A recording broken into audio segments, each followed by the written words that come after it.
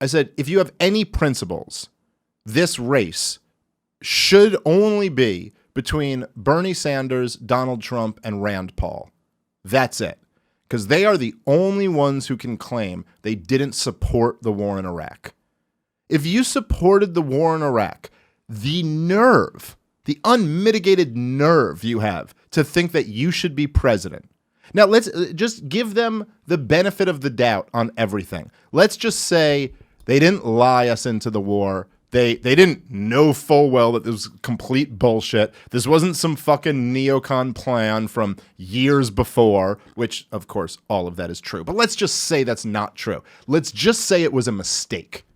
What Robert Mueller just said right there, it was just a mistake. We got it wrong, you know? We just made the wrong decision. We had the wrong intelligence. We made the wrong vote. So you just made an honest mistake. But your honest mistake results in destroying a country. 1 million people dead, probably 15 million people displaced.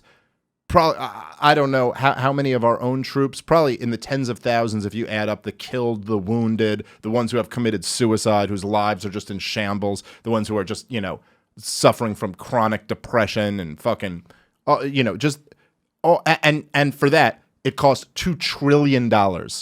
For that nightmare, you drained $2 trillion from the American people. If you make that bad of a mistake, the idea, the nerve that you would go, I think I should be given a lot more authority. I think the next time a decision that big comes up, I should be the one who gets to make it. Can you imagine? Like, in what field, in what universe would you be like, yeah, that guy is not disqualified from this gigantic promotion?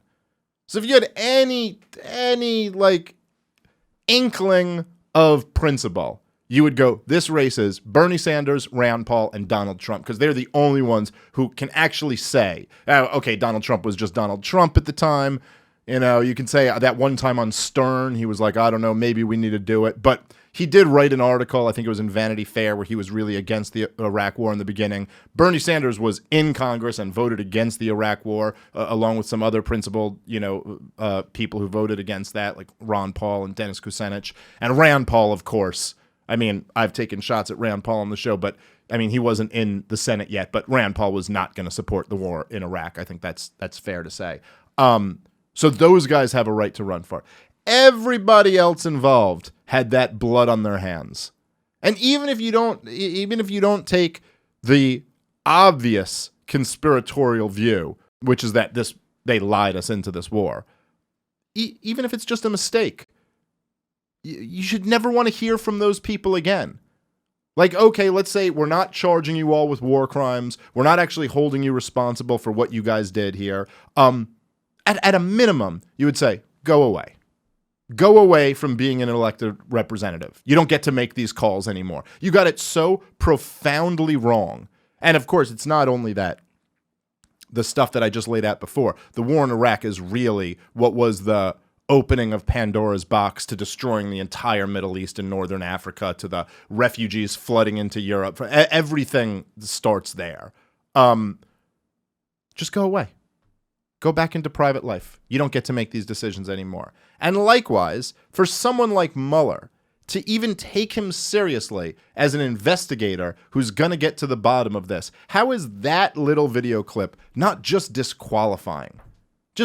You were up there just ratcheting up fear right after 9/11. I mean, like right after the country had been through something genuinely traumatic, and you're right up there just going like, well, Saddam's going to put chemical weapons in the hands of terrorists and these WMDs, and that's our real concern. We got to go for this. So how do you ever take that person seriously again?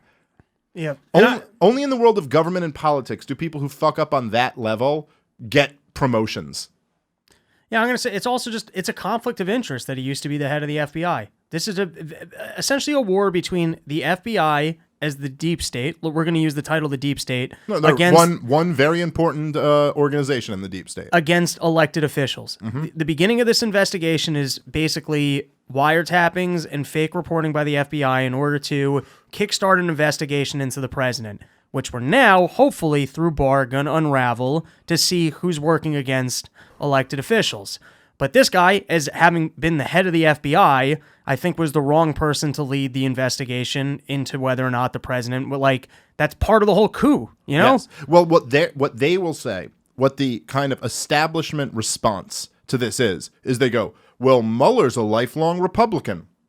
So he's a Republican. Because the so, lifelong Republicans love Trump. Right, exactly. But that's the world. This is how the whole game is played. I think it was Noam Chomsky who said the way you have like a manufactured consent, the way you like manufacture this whole situation is you have a very small window of allowable opinion, but then you allow for fierce fighting within that window. Yeah. So this is where you'll see, George W. Bush and Barack Obama can have a furious debate about whether the top marginal income tax rate should be 39% or 35%.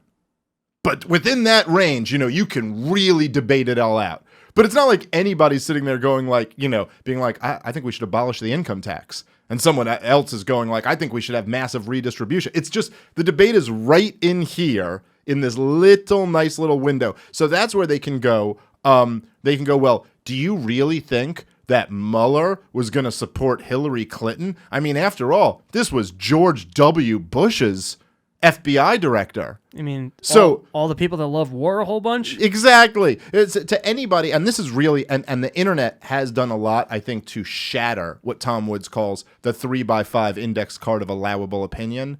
They've done a lot to shatter that, because if you are interested in these ideas, like forget what our own politics are. If you're just interested in this world, pretty quickly, what we all end up doing is you're online and you're listening to like a really interesting, intelligent socialist argue against a really interesting, intelligent libertarian, or a really interesting, intelligent, whatever, like constitutional conservative, or someone, I'm listening to Noam Chomsky and Pat Buchanan and Christopher Hitchens and like thinkers like that.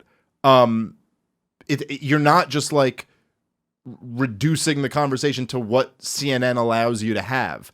But if you are, that's their defense. It's like, no, well, this is George W. Bush's guy, so he hates Hillary Clinton more than anyone. I mean, sure, forget the fact that, like, they all hang out together and they all basically support the exact same policies. I mean, really, seriously, tell me what you think the difference in the politics are between George W. Bush, Hillary Clinton, Mitt Romney, and Barack Obama in terms of how they govern. They're minimal and trivial. There's a few. I mean, there's like a few differences between what special interest they'll go after. There's a difference in rhetoric for sure. Like Hillary Clinton will like pay lip service to like feminism and stuff like that more. But in terms of what they really do, I mean, anything that matters. Okay, what war would we have fought? I mean, Hillary Clinton voted for the war in Iraq. She led the fight for the war in Libya. She, like all of these, the foreign policy, Hillary Clinton is a neocon hawk just as much as anyone else is. She's what Lou Rockwell calls the left-wing neocons, basically the same thing. In terms of domestic policy, spending levels would be about the same. Monetary policy would be exactly the same under either one of them. In terms of like mass incarceration, the prison industrial complex, all of this stuff would be exactly the same. It's very minimal. Maybe under Hillary Clinton or Barack Obama, you get a little bit more money to a company like Solyndra. Under Bush, you'd get a little bit more money toward an oil company, but it's basically the same thing.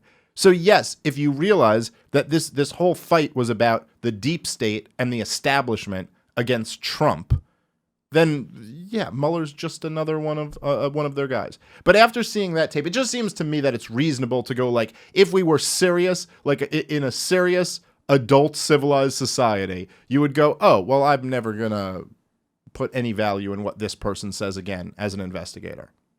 I think that's reasonable. I would go a lot further and be like, there should be criminal investigations against all these people who fucking lied us into a war where like fucking 1 million people died. That would be, I think, reasonable.